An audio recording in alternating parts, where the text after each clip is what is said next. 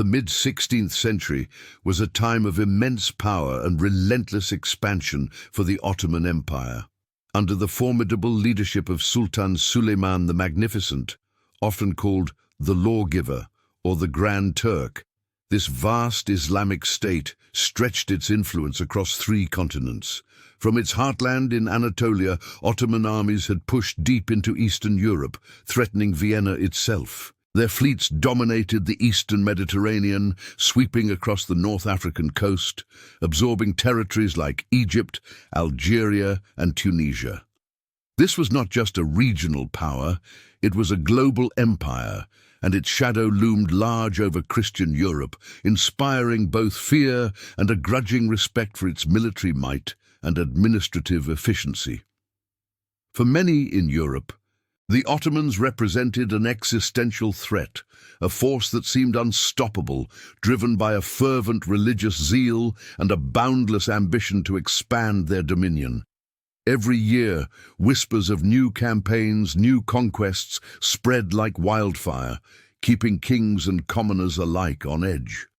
Standing as one of the few bulwarks against this surging tide were the Knights Hospitaller, officially known as the Sovereign Military Order of Malta, or more formally, the Order of St. John of Jerusalem, of Rhodes, and of Malta. Their origins stretched back to the Crusades, founded in Jerusalem as an order dedicated to caring for sick pilgrims. But over centuries, their role evolved. They became militarized, transforming into a formidable fighting force, a brotherhood of warrior monks sworn to defend Christendom.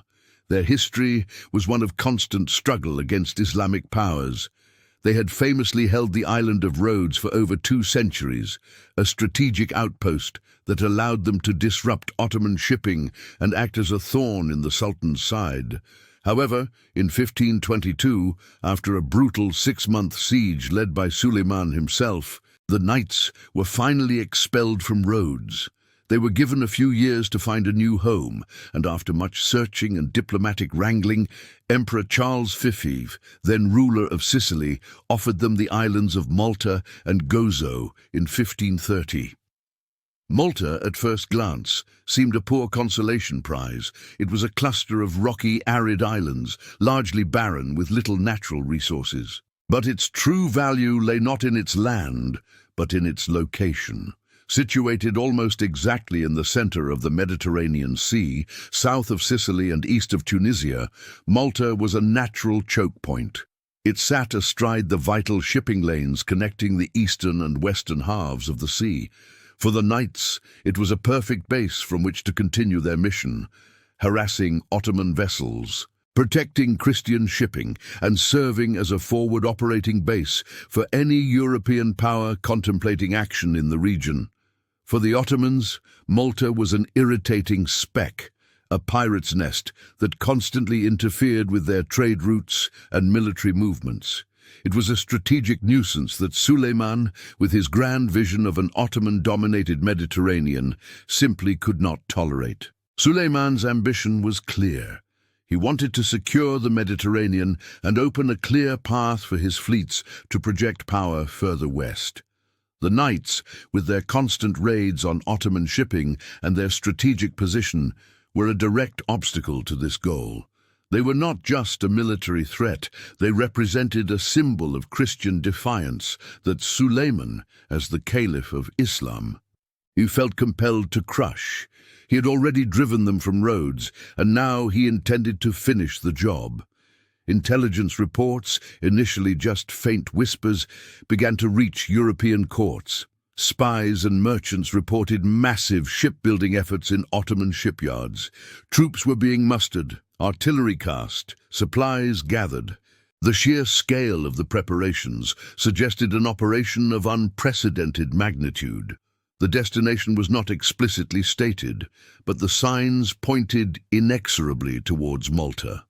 A creeping dread settled over Europe, a chilling realization that a storm of unimaginable fury was gathering, poised to strike at the heart of the Mediterranean.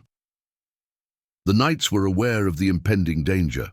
And they knew with a certainty that chilled them to the bone that they would soon face the full wrath of the world's most powerful empire.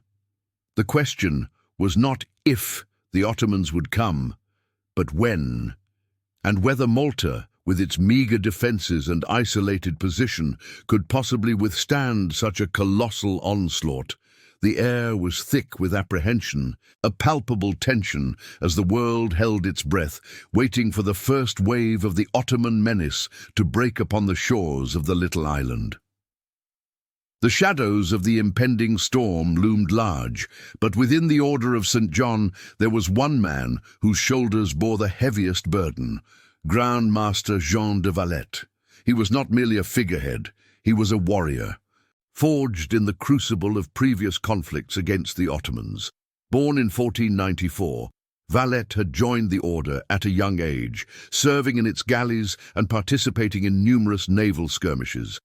He had even fought in the brutal siege of Rhodes in 1522, where he had witnessed firsthand the overwhelming power of Suleiman's forces and the sheer determination of the knight's defense. This experience gave him a grim, clear-eyed understanding of the enemy they now faced, and a deep, personal knowledge of the stakes involved. His gaze was often distant, his mind constantly turning over strategies, calculating odds, and steeling himself for the inevitable. Valette knew the odds were stacked against them. Malta's defences, while present, were far from impregnable. The main fortifications were centred around the Grand Harbour, primarily the ancient Fort St. Angelo, a formidable but aging structure.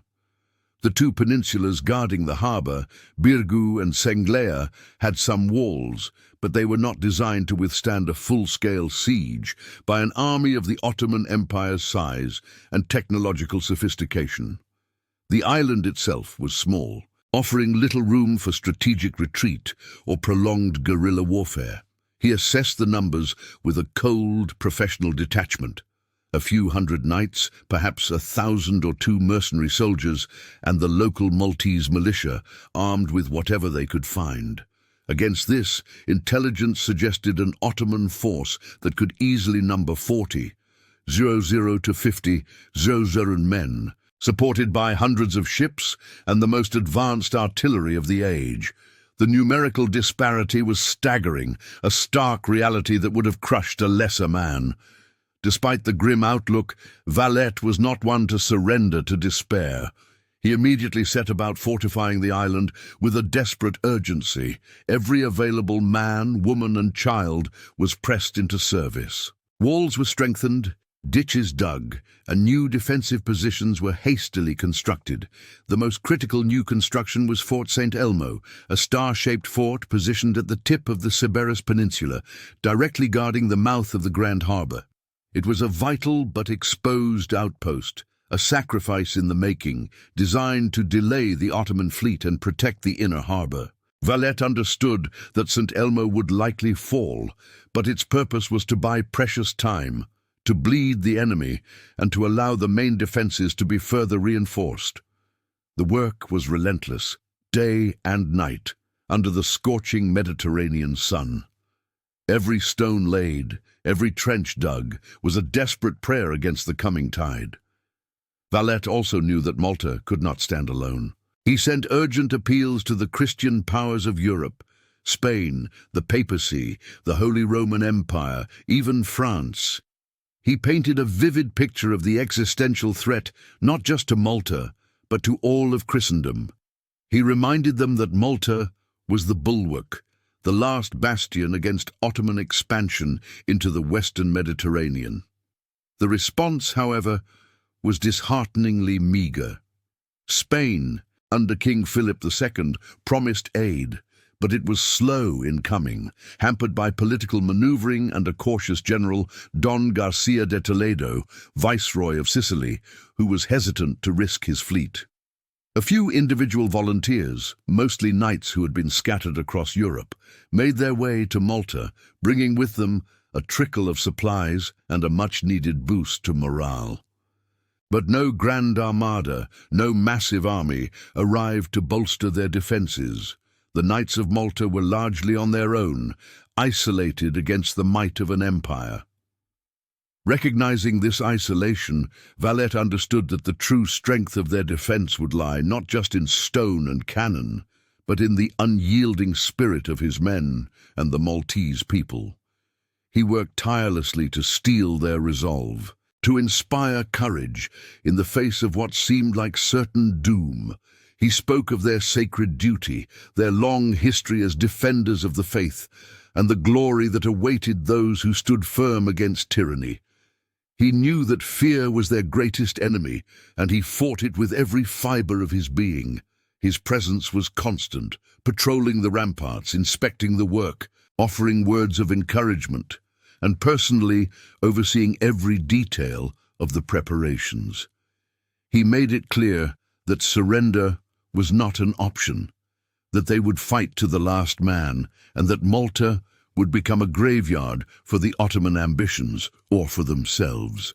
He knew that the battle ahead would be a test of raw courage, and he was determined that his small band of defenders would not be found wanting. The air on the island was thick with the smell of sweat, mortar, and a quiet, grim determination. Everyone knew what was coming, and everyone understood the immense sacrifice that would be demanded of them. Then, on May 18, 1565, the dark horizon shattered the last vestiges of peace. The Ottoman Armada, a truly terrifying spectacle, appeared on the Mediterranean Sea. It was an overwhelming force, a floating city of war. Hundreds of ships, by some accounts over 300, crammed the waters, their sails billowing, their hulls laden with the instruments of destruction.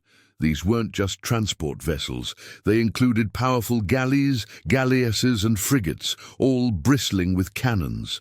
Aboard this colossal fleet were an estimated 40 Surullas to 50 Sulalan soldiers, a vast army comprising elite janissaries, skilled cavalry, artillery experts, and countless irregular troops. This was a force designed not just to conquer, but to annihilate. The sheer scale of it sent a chill through the hearts of those who watched from Malta, a tiny island now staring down the might of an entire empire. It was an utterly unequal contest, a David and Goliath scenario played out on a grand and terrifying scale. The Ottoman fleet, after some initial reconnoitering, chose its landing site, Marsaxlokk Bay, on the southeastern side of Malta. This was a strategic choice, offering a wide, relatively sheltered bay for disembarkation, far enough from the main fortifications to allow for an organized landing, but close enough to begin the advance. The landing itself was a display of overwhelming force. Thousands of soldiers poured from the ships, forming up on the beaches, quickly establishing a beachhead. Artillery was unloaded, heavy siege guns dragged ashore, and camps were set up with chilling efficiency. The air was filled with the sounds of orders being shouted, the creak of equipment, and the steady march of disciplined troops. The ground literally trembled under the weight of this invasion.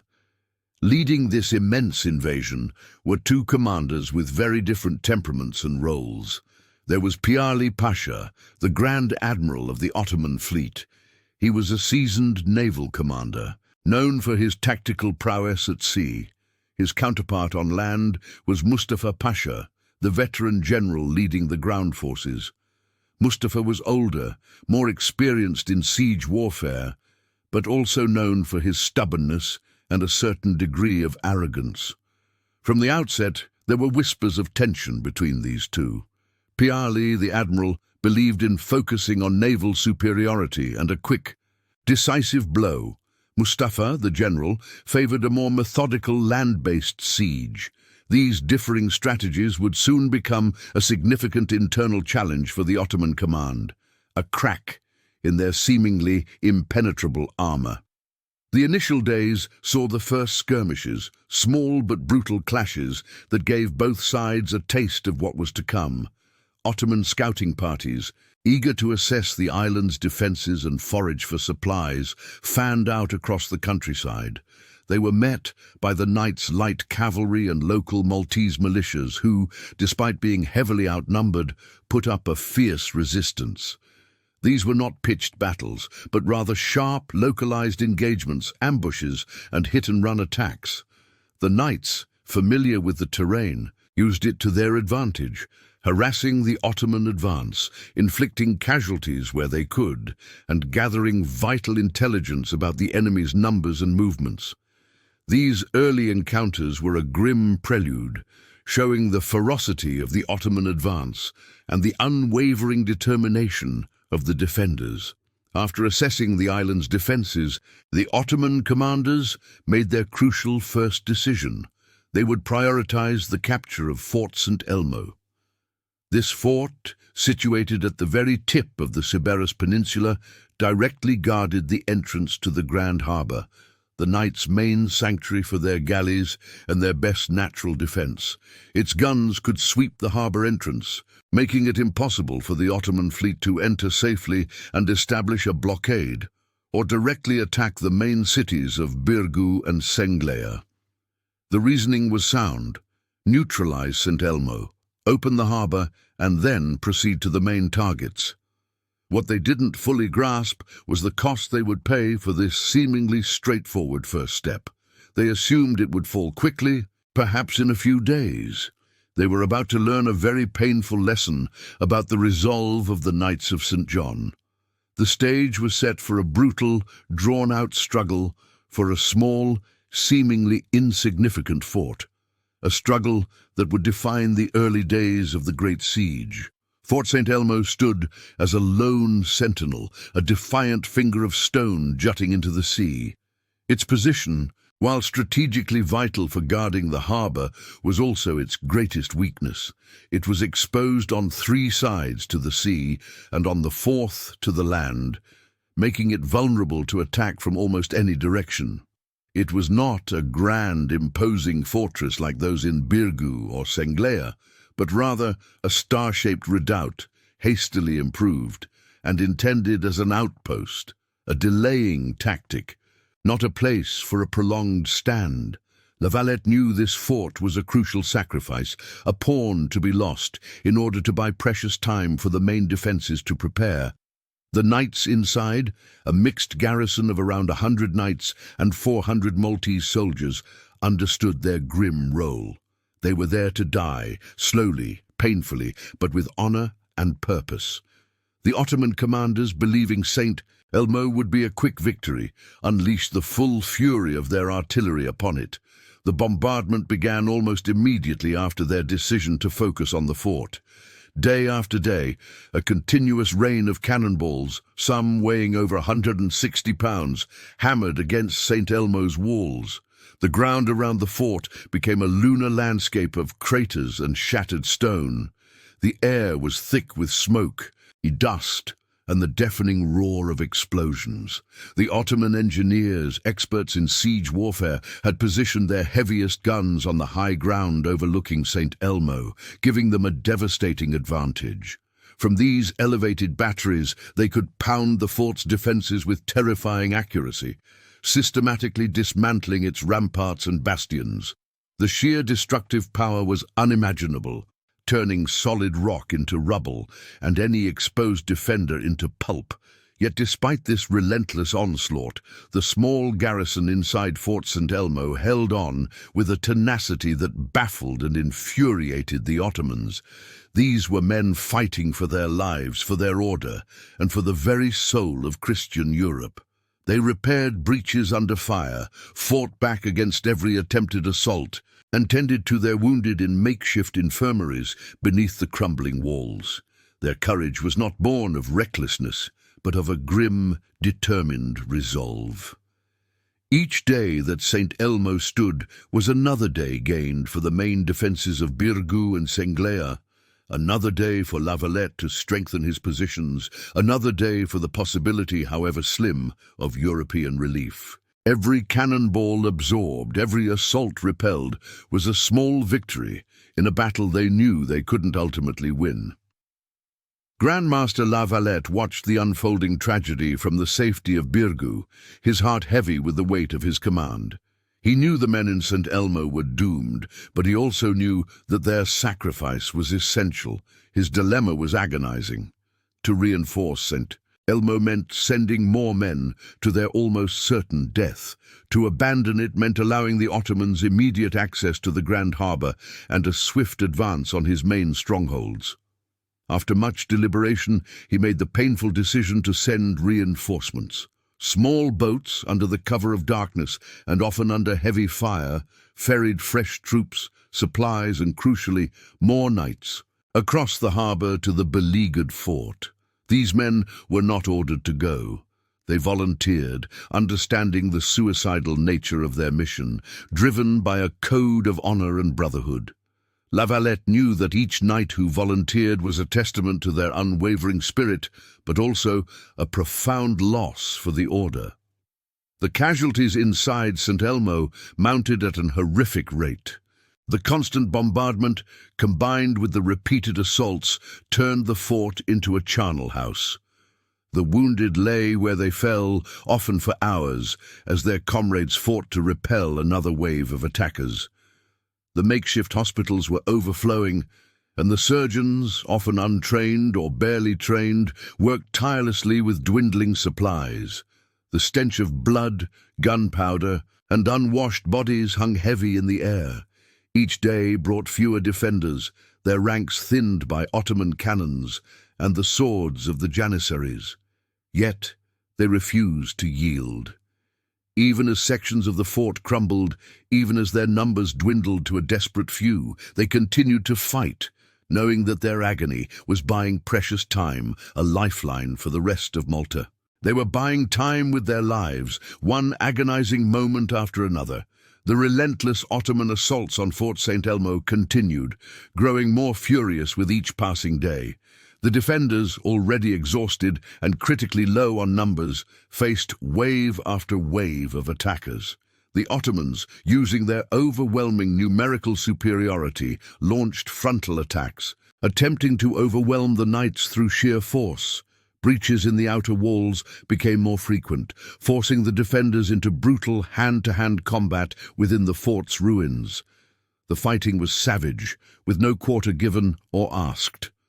Knights, armed with swords and pikes, met the charging Janissaries, their battle cries echoing amidst the roar of cannons and the screams of the dying. Each time a section of the wall fell, the defenders would retreat to an inner line of defense, fighting from behind rubble and makeshift barricades, slowing the Ottoman advance inch by painful inch. Mustafa Pasha, the Ottoman general, grew increasingly frustrated by the stubborn resistance. He had expected a swift victory, a quick capture of St. Elmo to open the Grand Harbour for his fleet. Instead, weeks had passed, and his elite troops were bleeding profusely for every foot of ground gained. His patience wore thin, replaced by a cold, brutal rage. After one particularly costly assault was repelled, he ordered his men to mutilate the bodies of the fallen knights.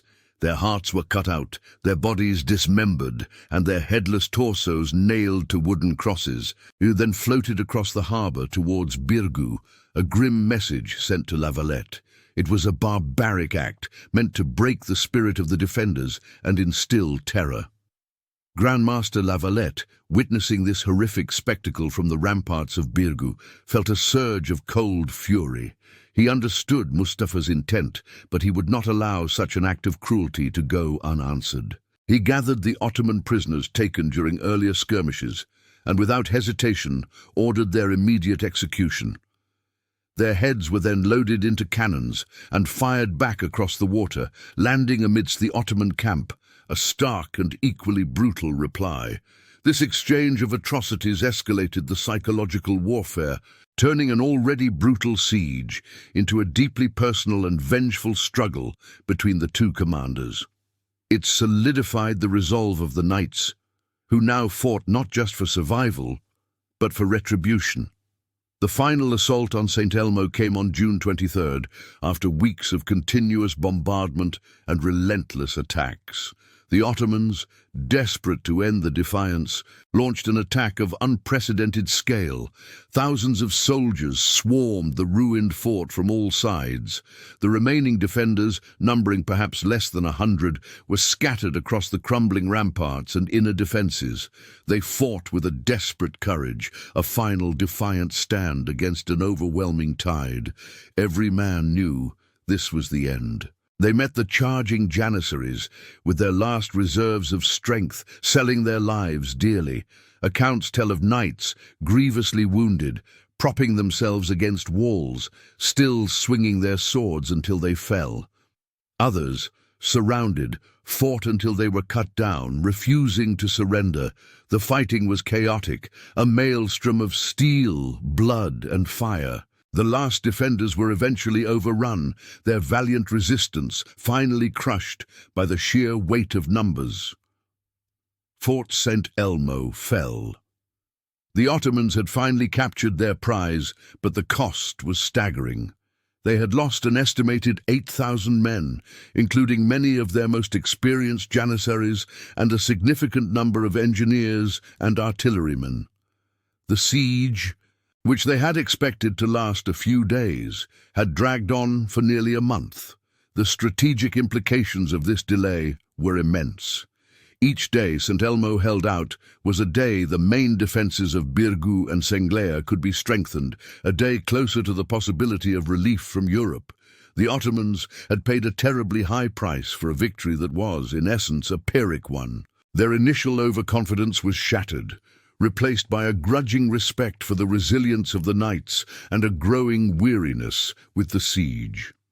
The capture of St. Elmo was a victory, yes, but it was a victory soaked in the blood of their best soldiers and purchased with precious time the Ottomans could ill afford to lose.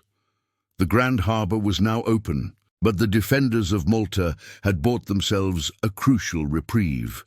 The fall of Fort St. Elmo, while a victory for the Ottoman forces, served as a brutal awakening for their commanders. Mustafa Pasha and Piali Pasha, who had arrived on Malta brimming with confidence and expecting a swift conquest, were now forced to confront a grim reality. The losses at St. Elmo were far greater than anticipated, not just in numbers, but in the quality of their troops. The elite Janissaries, highly trained and considered almost invincible, had bled profusely on the fort's shattered ramparts. This unexpected resistance shattered their initial overconfidence, replacing it with a more cautious, even somber approach. The easy victory they had envisioned had evaporated, leaving behind a protracted and costly struggle. With St. Elmo finally secured, the Grand Harbour lay open, a vital strategic objective achieved. However, the Ottomans had paid a dear price in time and lives. Now, their attention turned to the main defences, the fortified cities of Birgu and Senglea. These two cities, situated on peninsulas jutting into the harbour, formed the heart of the knights' defence. Birgu, especially, with its imposing Fort St. Angelo at its tip, was a formidable stronghold. Senglea, though smaller, was strategically placed to protect the harbour's entrance. The Ottoman commanders understood that taking these strongholds would be an entirely different challenge than the relatively isolated St. Elmo. They were heavily fortified, interconnected, and bristled with cannons. The Grand Harbour itself presented a natural fortress. Its deep waters and winding inlets offered protection but also created choke points. The knights had meticulously prepared these defences over the years, learning from their past experiences and anticipating an attack of this magnitude. Fort St. Angelo, an ancient castle, had been reinforced with thick walls and powerful artillery. The city walls of Birgu were strengthened, and a network of ditches and bastions protected its landward approaches. Senglea, too, had been fortified, its seaward side protected by formidable batteries. The sheer scale of these defences was daunting, a stark contrast to the vulnerable St. Elmo. Recognizing the difficulty of direct assaults, the Ottomans began a new phase of their siege operations: mining. Engineers, many of whom had been lost at St. Elmo, were tasked with digging tunnels beneath the walls of Birgu and Senglea. The goal was to plant explosives and create breaches, weakening the fortifications from below. This initiated a brutal and claustrophobic underground war. The knights, aware of this tactic, employed their own countermining teams. These men would listen for the sounds of Ottoman digging, then tunnel towards them, leading to ferocious subterranean battles in the dark, cramped tunnels. Explosions would rock the ground, sometimes collapsing entire sections of tunnels, burying men alive on both sides. It was a desperate and terrifying struggle, fought in silence and darkness, with the fate of the cities hanging in the balance. While the land forces engaged in this grim dance of siege warfare, the Ottoman fleet maintained a tight naval blockade around Malta. Piali Pasha's warships patrolled the waters, aiming to choke off any supplies or reinforcements from reaching the beleaguered island. However, the knights, resourceful and determined, still managed to receive some limited aid. Small, fast galleys, often under the cover of darkness or during storms, would occasionally slip through the blockade, bringing desperately needed provisions, gunpowder, and even a few more volunteers. These daring runs were risky, but vital to the survival of the defenders. Each successful delivery was a morale boost, a small victory against the overwhelming odds.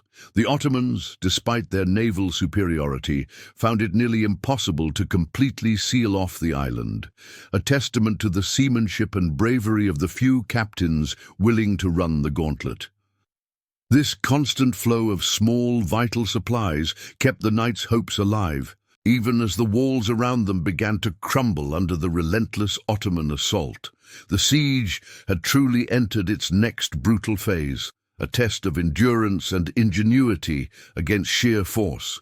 The relentless Ottoman bombardment of Birgu began with a fury that dwarfed the earlier assault on Fort St. Elmo. Huge stone cannonballs, some weighing hundreds of pounds, slammed into the city walls day and night. The sound was deafening, a constant roar of destruction that vibrated through the very ground. Clouds of dust and splintered stone rose into the sky, obscuring the sun. Inside the city, the inhabitants sought refuge where they could, in cellars and reinforced structures, but there was no true escape from the terror. Yet even amidst the chaos, the Maltese civilians played a crucial role. Men, women, and even older children worked tirelessly, repairing breaches as soon as they appeared, filling gabions with earth, and hauling stones to rebuild damaged sections of the wall. Their determination was as unyielding as the stone they moved. The Ottomans were not content to simply shell the city from a distance. They repeatedly launched massive assaults, throwing wave after wave of soldiers against the battered walls. The air filled with arrows, musket balls, and the shouts of battle. The knights, positioned on the ramparts, met each attack with grim resolve. They fired their muskets, dropped heavy stones, and poured boiling oil and water onto the climbing enemies. When the Ottomans managed to gain a foothold on the walls, fierce hand-to-hand combat erupted. Swords clashed, and men fought with desperate ferocity, knowing that if the walls fell, their homes and families would be next. These were not quick skirmishes. They were prolonged, brutal engagements that lasted for hours, sometimes even days, as the Ottomans tried to overwhelm the defenders through sheer numbers. Grandmaster Lavalette was everywhere. He seemed to possess an endless supply of energy, moving from one threatened section of the wall to another, personally directing the defenses.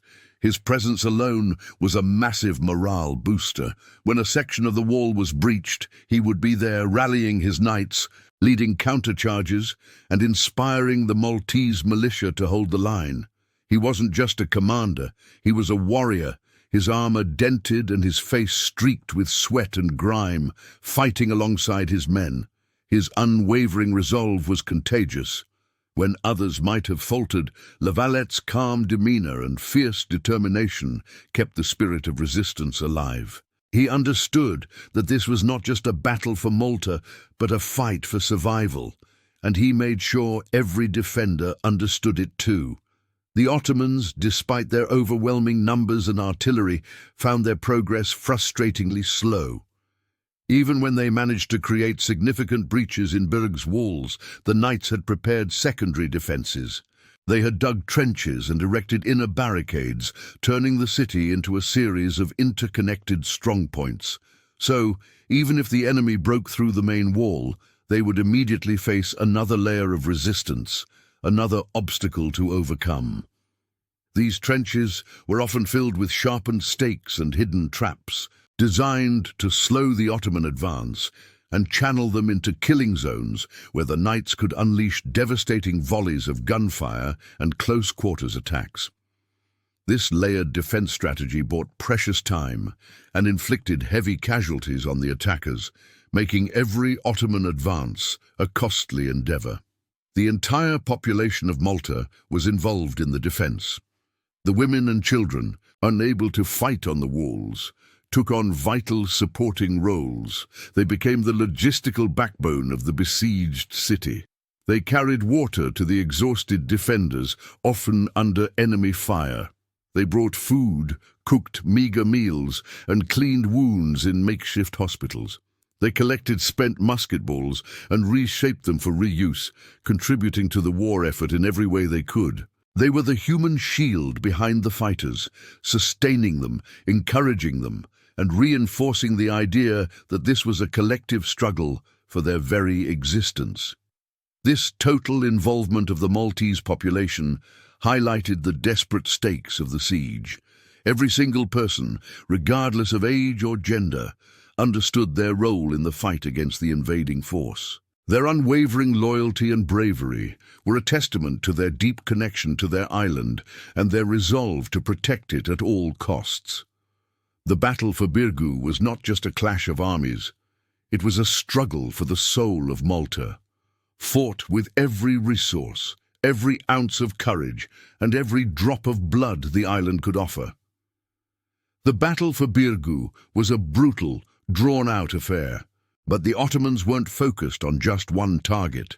They understood that to truly break the knights, they needed to attack from multiple angles. Their gaze soon turned to Senglea, another fortified peninsula that jutted out into the Grand Harbour, almost mirroring Birgu. Senglea's position was incredibly strategic, but also made it extremely vulnerable.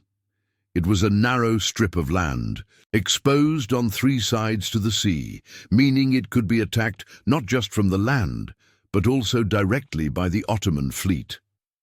This presented a different kind of challenge for the defenders, one that required naval defenses as much as strong walls.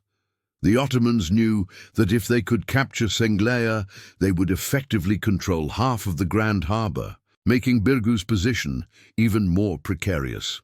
The Ottoman commanders, particularly Mustafa Pasha, decided to press this advantage. They planned a series of large-scale amphibious assaults on Senglea. This meant using their vast number of boats and specially constructed pontoons to transport thousands of soldiers across the water directly to Senglea's shores. These weren't just small scouting parties, these were full-blown invasions from the sea, designed to overwhelm the defenders with sheer numbers, landing simultaneously along the peninsula's waterfront.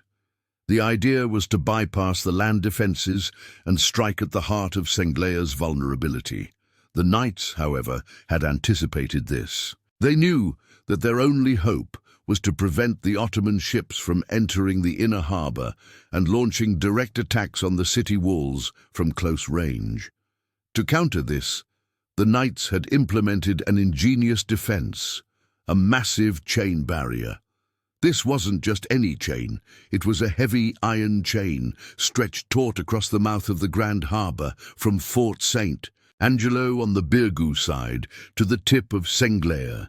This chain acted as a physical blockade, preventing any large Ottoman warship or transport vessel from easily sailing into the inner harbour. It was a simple but effective piece of engineering, designed to funnel any seaborne attack into specific heavily defended areas.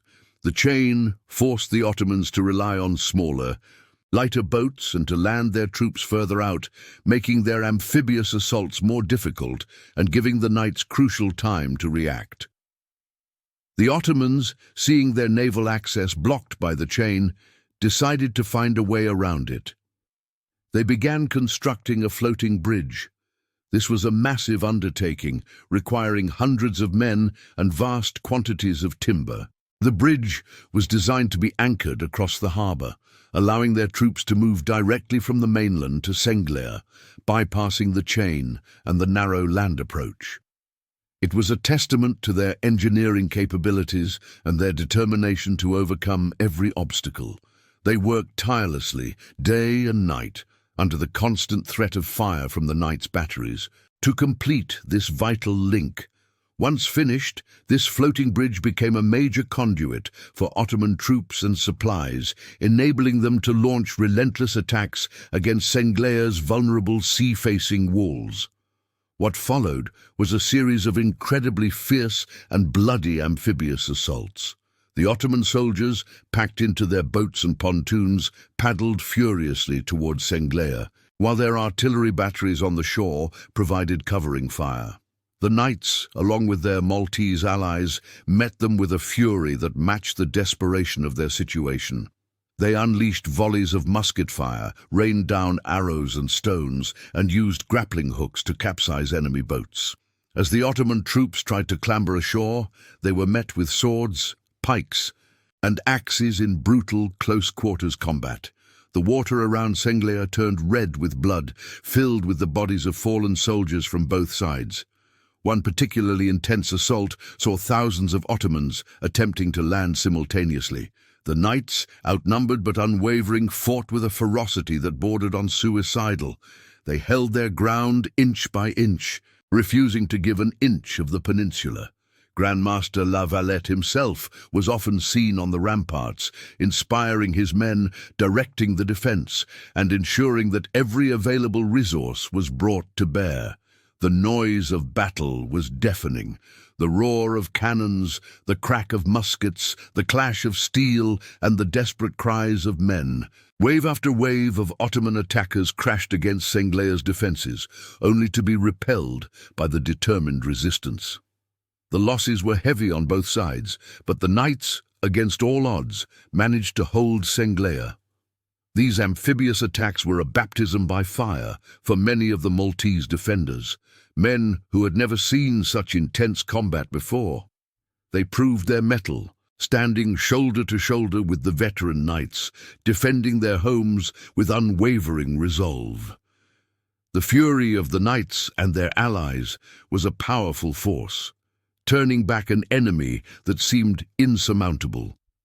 The unrelenting intensity of the assaults on both Birgu and Senglea began to take a heavy toll, not just on the fortifications, but on the men themselves.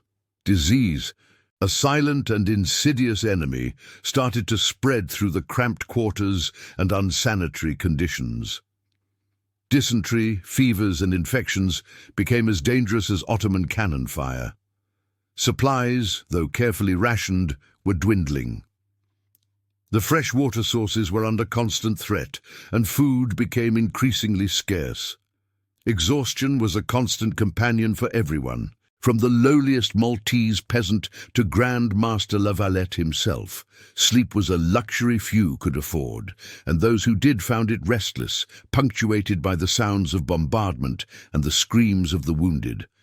This deprivation was not exclusive to the defenders. The vast Ottoman army, while better supplied initially, also suffered. Their camps, sprawling and crowded, became breeding grounds for illness. The Ottoman forces, accustomed to swift and decisive victories, found themselves increasingly demoralized by the stubborn, almost superhuman resistance they encountered. They had expected Malta to fall quickly, like so many other strongholds before it. Instead, they faced an enemy that refused to break, an enemy that seemed to draw strength from every setback. The heavy casualties they sustained at St. Elmo, and now in the endless assaults on Birgu and Senglea, were far beyond anything they had anticipated. Whispers of discontent began to circulate through the ranks. Morale, once sky-high, started to dip, replaced by a growing sense of frustration and weariness. The heat of the Maltese summer, combined with the constant fighting, was draining their will. Despite the immense pressure, the constant bombardment, and the dwindling resources, La Valette maintained an iron will. His resolve was unshaken, a beacon of determination for his beleaguered men. He was everywhere, inspecting defences, comforting the wounded, and personally leading counterattacks. His presence on the ramparts, often in the thick of the fighting, inspired his soldiers to feats of incredible bravery. He understood that his own courage was infectious, and he made sure to display it at every opportunity. He knew that if he wavered, the entire defense would collapse. His unwavering belief in their cause, in the righteousness of their fight against the Ottoman invasion, kept hope alive even in the darkest moments. The unwavering loyalty and bravery of the Maltese people were just as crucial. They were not just passive victims, they were active participants in their own defense. Men, women, and even children played vital roles. They carried stones, dug trenches, tended to the wounded, and even fought on the walls alongside the knights. Their homes were destroyed, their fields burned, their lives turned upside down, yet their spirit remained unbroken. They had everything to lose, and they fought with the ferocity of those defending their very existence. Their knowledge of the island, their resilience, and their sheer numbers provided a critical layer of defense that the knights alone could not have managed. They endured immense suffering, but their commitment to resisting the Ottoman invasion never faltered. Amidst the growing despair, a potent rumor began to circulate, a whisper that brought a glimmer of hope. A European relief force was being assembled. This Gran Soccorso, as it was called, was said to be on its way, gathering in Sicily under the command of Don Garcia de Toledo. For the first time in weeks, the defenders had something concrete to cling to, a reason to believe that their sacrifices might not be in vain. The prospect of fresh troops, supplies, and a potential turning of the tide, however distant, was a powerful motivator. It gave them the strength to endure another day, another assault, another night of bombardment. This false hope, for a time, was almost as valuable as actual reinforcements. It was a psychological weapon against the gnawing fear of being utterly alone, abandoned by the rest of Christian Europe. The story of their valiant stand was reaching the ears of powerful men across the continent, and the possibility of help, however delayed, was now real. Every cannon shot, every skirmish, every desperate defense now carried the weight of holding out just a little longer, waiting for the promised relief that might never come. Yet even this uncertainty was better than the certainty of inevitable defeat. The hope, fragile as it was, became a vital part of their continued resilience, a flickering flame in the ever-darkening siege. It was a desperate gamble, but one they had no choice but to take. The prolonged siege had pushed both sides to their absolute limits. The Ottomans, used to crushing their enemies quickly, found themselves bogged down in a grueling, bloody stalemate. Diseases began to spread through their vast encampment. Dysentery and other fevers, common in crowded, unsanitary conditions, started to claim lives faster than any battle. Food supplies, while initially abundant, were becoming harder to manage and distribute efficiently for such a massive army. Morale, once sky-high after the fall of St. Elmo, was now plummeting. The endless assaults, the constant losses, and the stubborn, almost superhuman resistance of the Knights and the Maltese were taking a heavy psychological toll. The Ottoman soldiers, many of whom were conscripts or mercenaries, began to question the wisdom of this prolonged struggle for a small, barren island. They had expected an easy victory, a quick conquest to add to Suleiman's glory. Instead, they faced a nightmare. This growing despair in the Ottoman ranks was only made worse by the increasingly bitter animosity between their two main commanders. Mustafa Pasha, the grizzled general leading the land forces, and Piali Pasha, the admiral in charge of the fleet. Mustafa, a veteran of many campaigns, was frustrated by the slow pace and heavy casualties. He believed Piali was not doing enough to support his land operations, particularly with naval bombardments and amphibious assaults. Piali, on the other hand, felt Mustafa was reckless, throwing away men in poorly conceived frontal attacks. Their arguments were frequent and public, undermining the chain of command and creating confusion among their subordinates. Orders were sometimes contradictory, and opportunities were missed because of their inability to coordinate effectively. Each blamed the other for the setbacks, and their mutual distrust festered, turning into open contempt. Suleiman the Magnificent, far away in Istanbul, grew increasingly impatient with the lack of progress. Reports of the heavy losses and the prolonged siege reached him, much to his displeasure. He had committed a huge portion of his empire's military might to this venture, expecting a swift and decisive victory. The cost, both in men and resources, was becoming astronomical, and the prestige of the Ottoman Empire was on the line. Suleiman's displeasure was relayed to his commanders, adding immense pressure to an already strained situation. They knew failure was not an option for the Sultan, and the thought of returning to Istanbul without Malta in hand filled them with dread.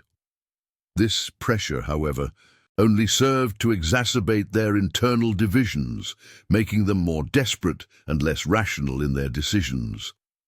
Under this intense pressure, the Ottomans began to launch increasingly desperate and costly assaults. These attacks, often poorly coordinated due to the commanders' disagreements, resulted in further heavy casualties without achieving any decisive breakthroughs. They tried new tactics, like attempting to breach walls with massive mining operations, only to be met by countermines from the knights. They launched simultaneous attacks on multiple fronts, hoping to overwhelm the defenders. But the knights, though few in number, were strategically placed and fought with incredible ferocity. Each failed assault chipped away at the Ottoman army's dwindling morale and further depleted their numbers. The sight of their comrades falling in droves for what seemed like no gain was disheartening for the Ottoman soldiers. Time was also becoming a critical factor. The long Mediterranean summer was slowly giving way to autumn. The commanders knew that if the siege dragged on much longer, the notoriously fierce winter storms would make a prolonged campaign untenable. Supplying such a large army by sea would become impossible, and the fleet itself would be at risk. The thought of their ships being scattered or sunk by gales, leaving their army stranded on Malta, was a terrifying prospect. They had to either take the island soon or withdraw. The approaching autumn, therefore, added another layer of urgency and desperation to their efforts. It was a deadline that loomed large over every strategic decision. For the first time since the siege began, the unthinkable began to be whispered among the Ottoman High Command, the option of withdrawing from Malta without victory. It was a humiliating prospect, a stain on the glorious reputation of the Sultan and his invincible army. But as the days turned into weeks and the casualties mounted, the practicality of continuing the siege began to outweigh the desire for conquest. The heavy losses, the dwindling morale, the internal squabbling, and the looming threat of winter combined to paint a bleak picture. They had thrown everything they had at the tiny island, and it still stood. The stubborn resistance of the knights and the Maltese had defied all expectations, turning what should have been a quick triumph into a protracted nightmare.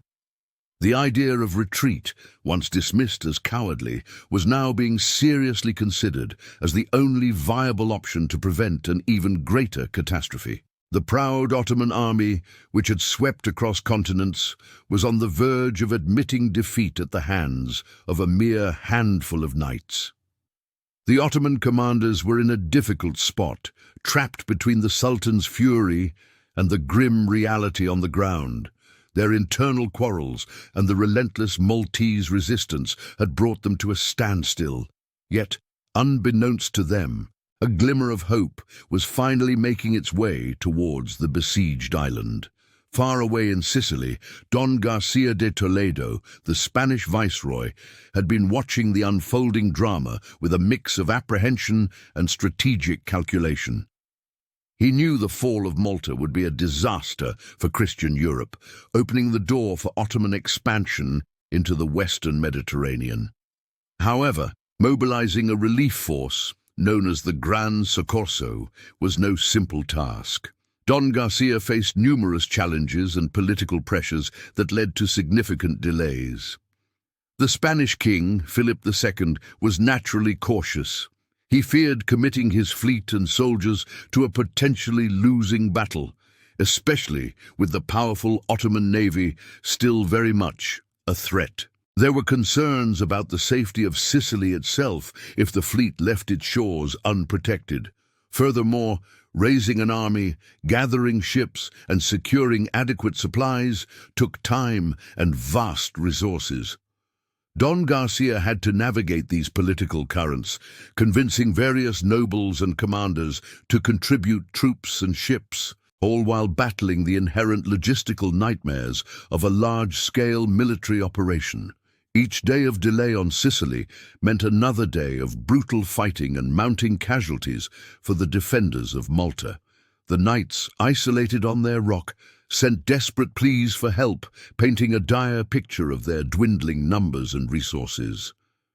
La Valette's letters were filled with grim details, emphasizing that without immediate aid, Malta would surely fall. Despite the initial reluctance and the agonizing delays, Don Garcia finally managed to assemble a force. It wasn't as large as La Valette had hoped for, but it was significant enough to make a difference. The Gran Soccorso consisted of several thousand soldiers, a mix of Spanish, Italian, and German mercenaries, along with supplies and ammunition. This relatively small armada set sail from Sicily, its mission clear: to break the Ottoman siege and save Malta.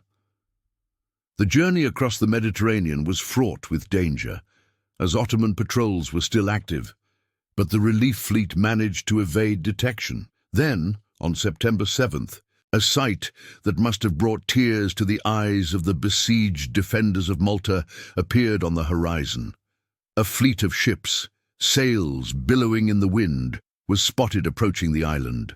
Word spread like wildfire through Birgu and Senglea. The Gran Soccorso had arrived. Cheers erupted from the battle-weary knights and Maltese civilians. After months of relentless bombardment, starvation, and constant fighting, salvation seemed to have finally come. The sight of the Allied banners flying from the masts was a powerful symbol of hope, a tangible sign that they had not been forgotten. The arrival of the Gran Soccorso caught the Ottoman commanders completely by surprise. They had grown complacent, convinced that no European power would dare challenge their mighty fleet or risk their own forces in what they believed was a lost cause. Their intelligence had failed them, or perhaps they had simply dismissed the possibility of a relief effort as too remote. The sudden appearance of the Christian fleet threw the entire Ottoman encampment into utter confusion.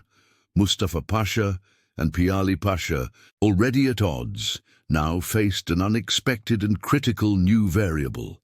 They had been preparing for a final push, believing victory was within their grasp, only to have their plans upended by this unforeseen development. The unexpected arrival of reinforcements immediately shifted the momentum of the siege. For the first time in months, the psychological advantage swung decisively in favor of the defenders. The knights and the Maltese, buoyed by the arrival of fresh troops and supplies, felt a renewed surge of energy and determination. Their morale soared. The Ottomans, on the other hand, felt a sudden chill of dread. Their long, costly siege had been going on for too long. Their men were exhausted, and their supplies were dwindling. The thought of facing fresh, well-equipped European soldiers after months of fighting the desperate but resilient knights was daunting. The strategic landscape had been completely transformed. What was once a seemingly inevitable victory for the Ottomans now looked like a precarious position. The Gran Soccorso, though not massive in size, was enough to inject new life into the defenders and sow doubt and fear into the hearts of the besiegers. This was the turning point, the moment when the tide began to genuinely turn against the mighty Ottoman Empire. The long, brutal summer of siege was finally coming to an end, and with it, the Ottoman dream of conquering Malta. The Ottoman forces, already exhausted and demoralized by months of fruitless siege, fell into complete disarray. The sudden appearance of the Gran Soccorso, combined with the news that these new troops were now landing on the island, shattered their already fragile morale. Panic began to spread through the Ottoman camps like wildfire. They had been promised a swift victory, a glorious conquest. But instead, they had faced relentless resistance and suffered horrific losses. Now, with fresh Christian troops on the island, the situation became untenable. The long summer campaign had taken its toll.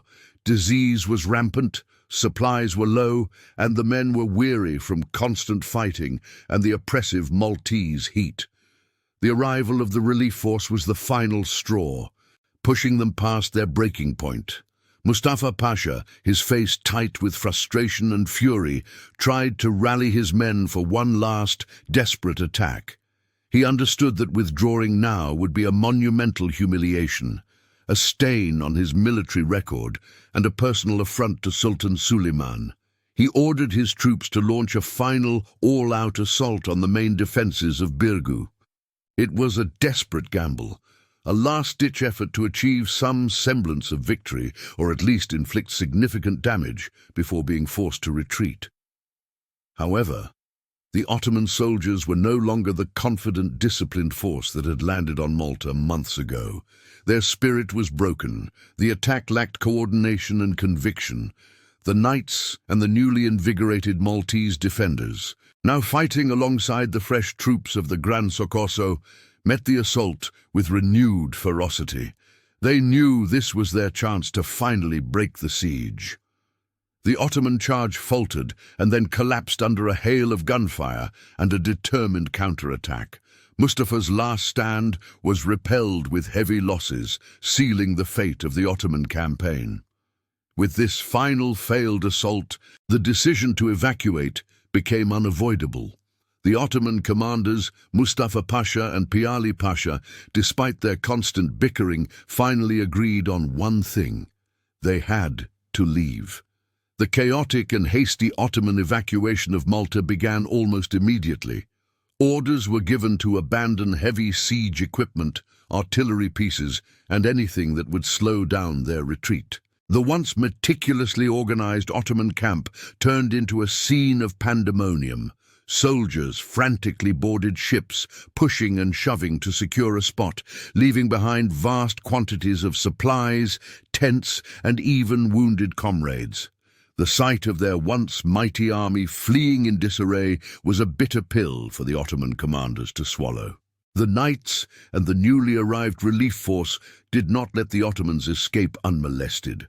As the Ottoman troops scrambled to re-embark their ships, the defenders launched harassing attacks, inflicting further casualties on the retreating enemy.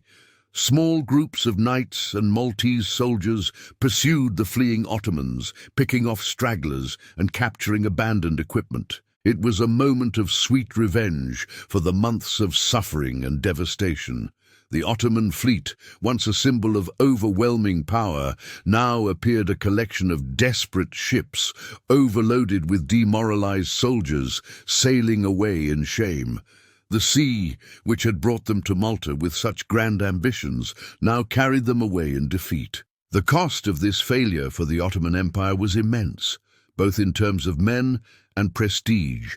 Estimates vary, but it is believed that the Ottomans lost upwards of 20 to 30 Jalan men during the siege, a staggering number that represented a significant portion of their elite fighting forces.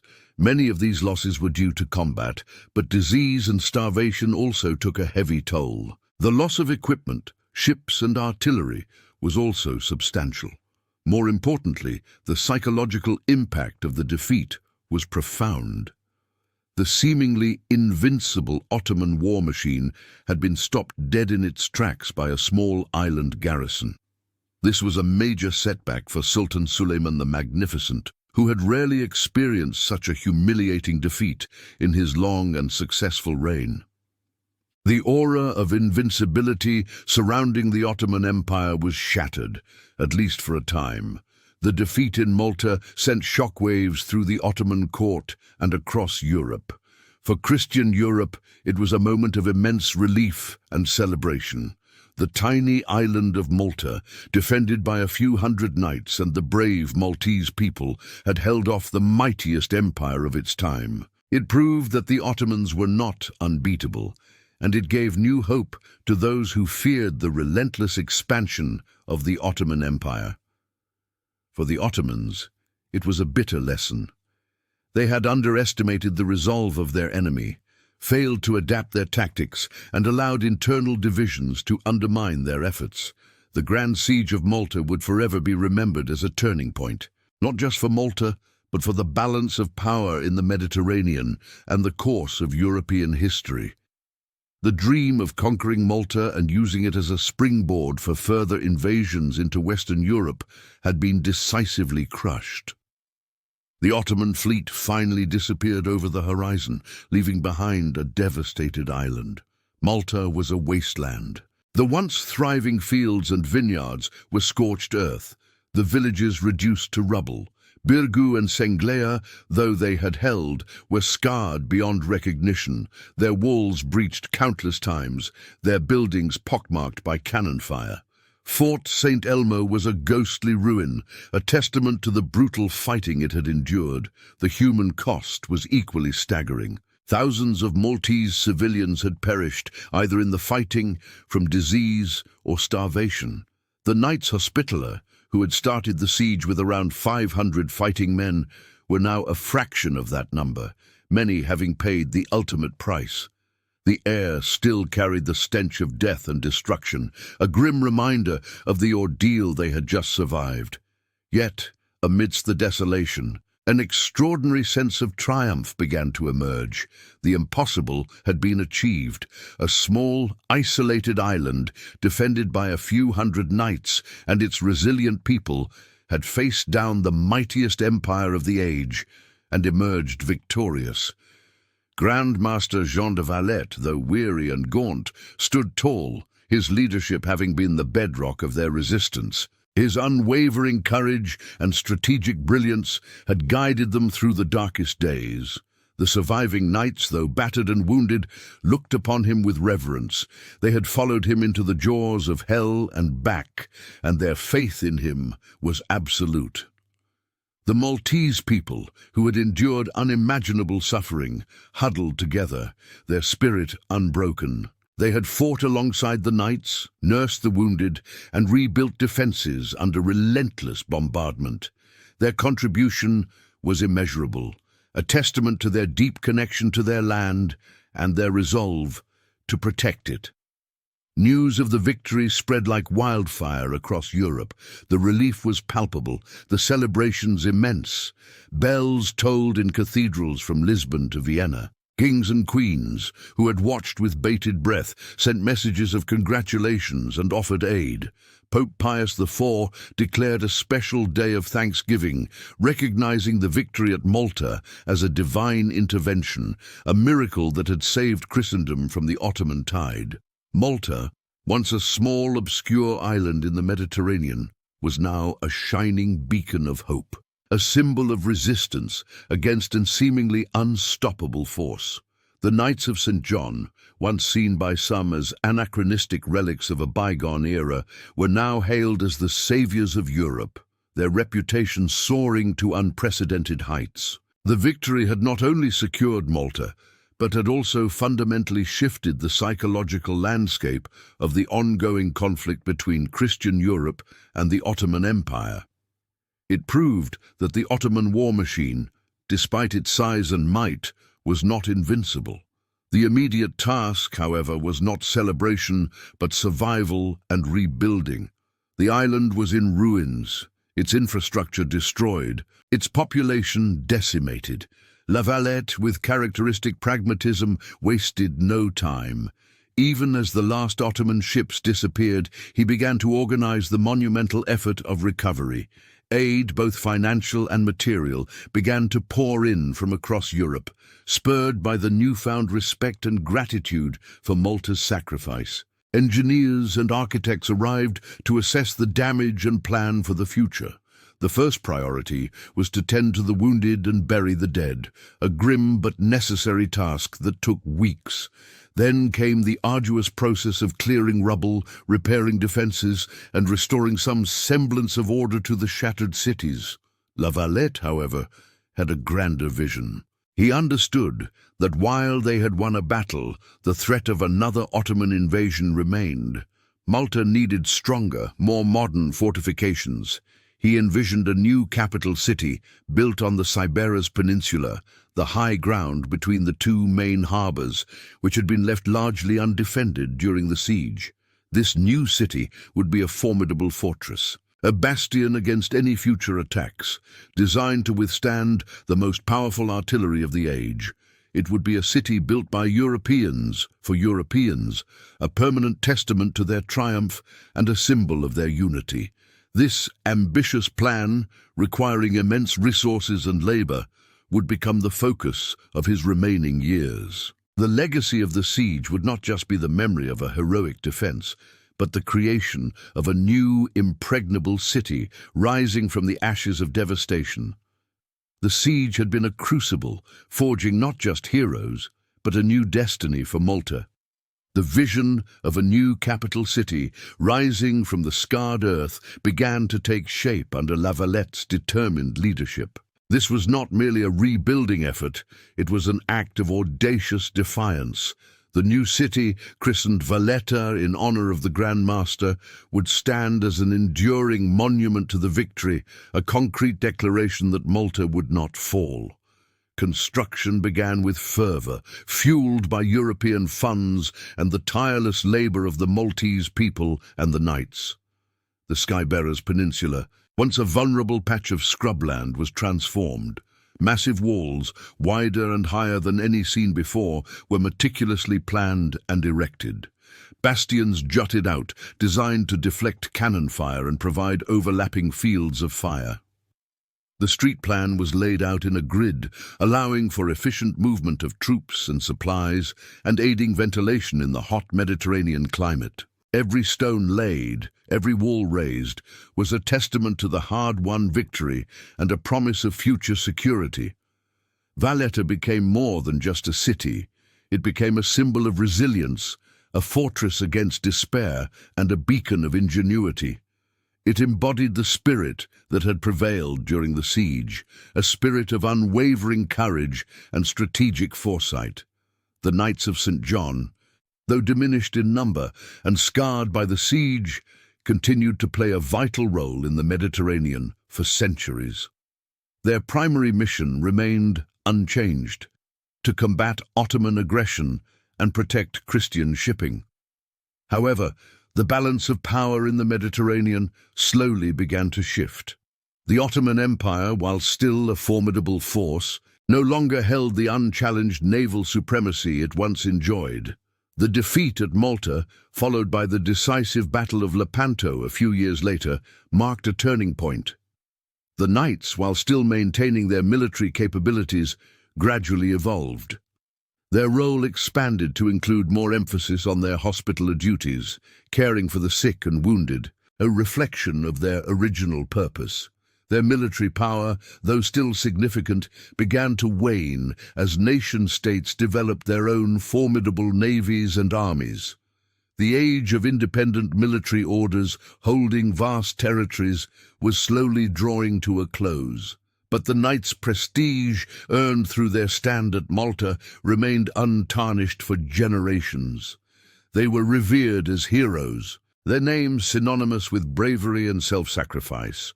Malta's strategic importance, so brutally highlighted during the siege, only intensified with time. Its geographical position, commanding the narrow channels between Sicily and North Africa, made it an invaluable asset for any power seeking to control the Mediterranean. For centuries after the siege, Malta remained a coveted prize. It served as a crucial naval base for various European powers, including the British Empire, who recognized its strategic value in controlling vital shipping lanes and projecting power across the sea. The lessons learned from the 1565 siege were not forgotten. The fortifications of Valletta, constantly updated and expanded, proved their worth time and again.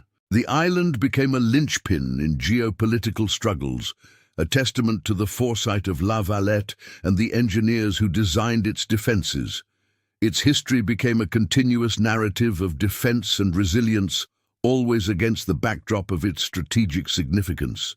The tactical and strategic lessons drawn from the siege of Malta influenced military thought for generations. Commanders across Europe studied the siege, analyzing La Valette's defensive strategies, the effective use of fortifications, and the importance of leadership and morale in the face of overwhelming odds. The brutal effectiveness of combined arms, with artillery, infantry, and naval forces working in concert, was starkly demonstrated. The siege highlighted the limitations of even the most powerful attacking force when confronted by determined defenders within well-designed fortifications. It underscored the importance of supply lines, the devastating impact of disease in prolonged campaigns, and the critical role of intelligence and counterintelligence. The innovative use of chains to block harbors, the construction of floating bridges, and the relentless underground mining and counter-mining operations all offered valuable insights into siege warfare. The siege became a case study in military academies, a timeless example of how a smaller, well-led force could resist an empire.